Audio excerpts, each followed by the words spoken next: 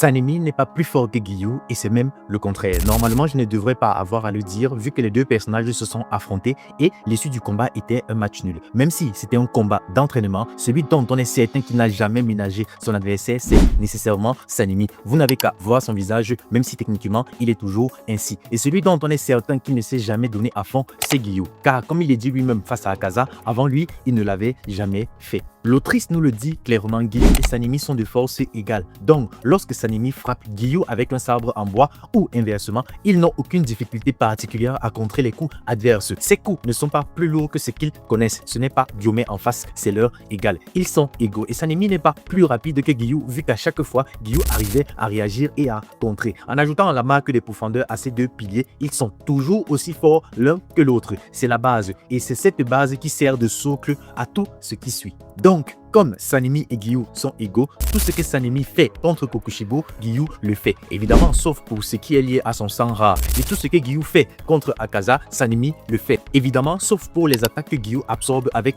son accalmie. Guillou est supérieur simplement parce qu'il est plus endurant. C'est le profondeur qui s'est le plus battu et qui était encore debout à la fin. Et surtout, il possède la défense ultime derrière la boussole d'Akaza. Abonnez-vous.